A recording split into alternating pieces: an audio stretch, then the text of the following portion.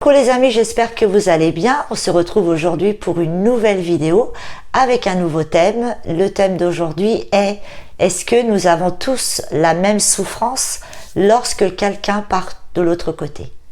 Alors bien évidemment, on a tous une douleur, une souffrance, une tristesse qui est exactement la même quelle que soit la personne qui est partie de l'autre côté.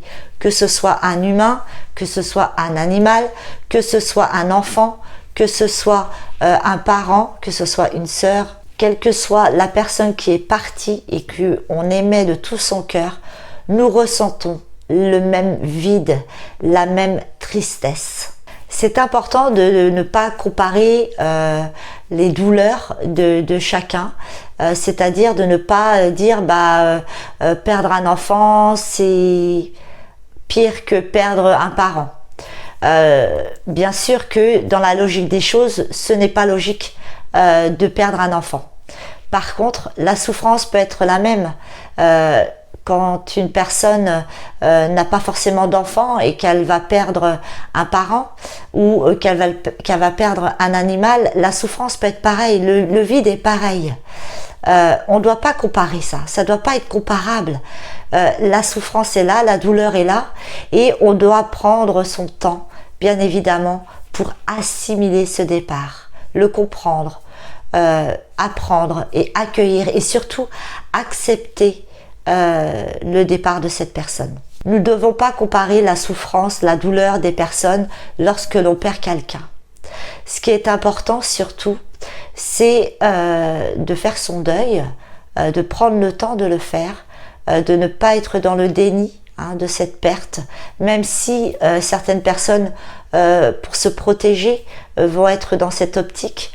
Mais à un moment donné, il va falloir être face justement à cette perte et accepter les douleurs que cette perte peut engendrer en nous. Chaque personne doit prendre son temps à faire son deuil. Le chemin peut être plus ou moins long. Par contre, une personne qui va faire son deuil rapidement, ça ne veut pas dire qu'elle va oublier rapidement, que ça ne l'a pas forcément touchée. Pas du tout. Ça aussi, il ne faut pas le comparer. C'est-à-dire chacun prend le chemin du deuil qui lui correspond. Ceux qui vont être un petit peu dans le déni, donc comme je disais tout à l'heure, ils vont être dans cette mouvance-là, vraiment pour se protéger, pour ne pas accepter, on en reviendra après, ce qui fait qu'il y a un système de protection, de ne pas souffrir, vous voyez. Et il va y avoir ceux qui vont mettre beaucoup plus de temps, qui vont avoir du mal à accepter.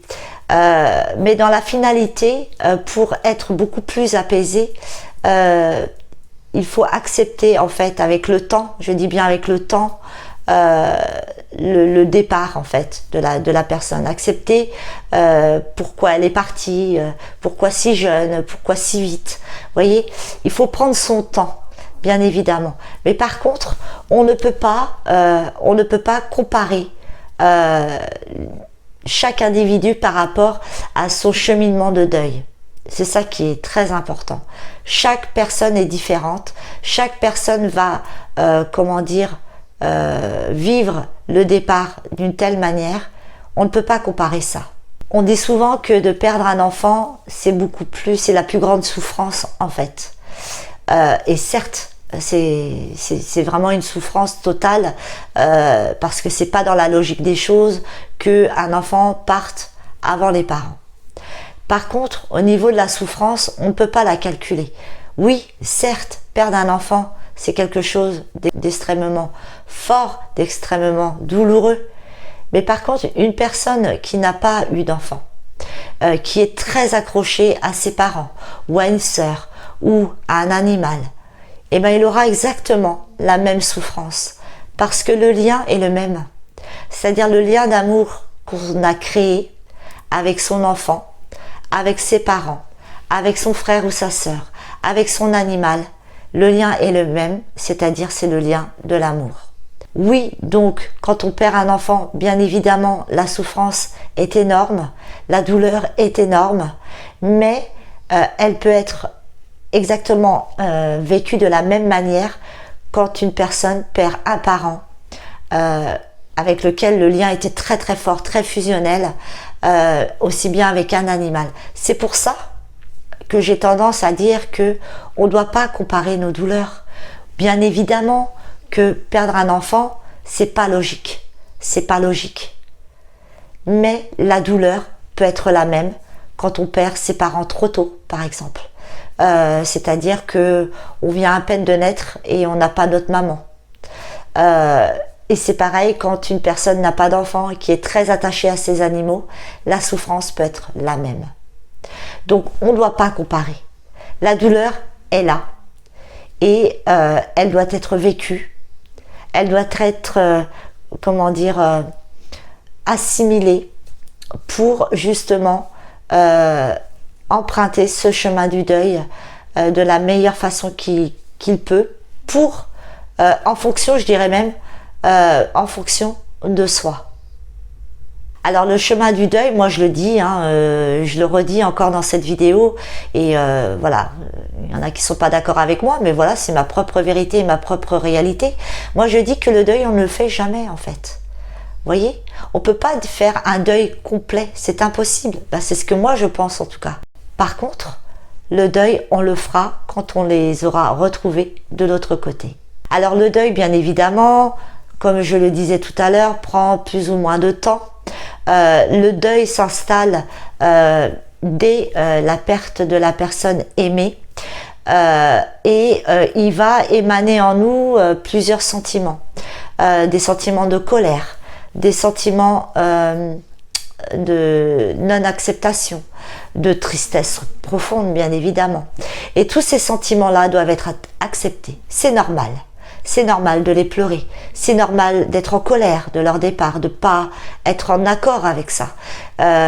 C'est normal aussi de culpabiliser, même si de l'autre côté, quand on est en contact avec eux, ils nous disent de pas culpabiliser. Mais tous ces sentiments-là, ces ressentiments-là, c'est normal de les vivre. C'est normal de les vivre et il faut les vivre parce que ça fait partie du processus du deuil en fait. Donc le chemin qu'on va emprunter, ce chemin du deuil, on va l'emprunter avec nos énergies, de la manière dont on souhaite. Vous voyez ? Donc ça dépend d'une personne à une autre. Il y a des personnes qui aimeront énormément parler de leur défunt, d'autres non. D'autres n'accepteront pas forcément tout de suite et c'est souvent leur départ. Tout ça, c'est normal. Les gens qui vous disent que vous n'avez pas le droit de les pleurer, que vous n'avez pas le droit de parler d'eux parce que vous risquez de les retenir, c'est des foutaises. Parler de vos défunts, c'est ce qu'il y a de mieux. Des souvenirs que vous avez eus avec eux. Voilà, vraiment tout ce qui englobe votre défunt, il faut le faire vivre. Vous voyez, dans vos paroles, dans vos gestes, dans votre cœur.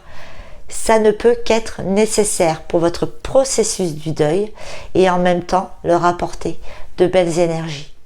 Donc chacun prend son temps, assimile le départ de la manière qu'il souhaite. Et ça doit être respecté. Ça doit être respecté. Même dans une famille, il y en a qui vont en parler, d'autres moins. On doit se respecter par rapport à ça. C'est très important. Pour revenir par rapport au chemin du deuil qui peut être plus ou moins long, l'important c'est d'arriver à un point où vous serez dans l'acceptation de son départ. Parce que vous aurez compris pendant tout ce cheminement et je pense aussi grâce à des contacts défunts, grâce aux signes qu'ils peuvent vous envoyer, ça va venir apaiser certaines choses et ça va venir aussi répondre à une question très importante, à savoir est-ce que la vie continue après la vie?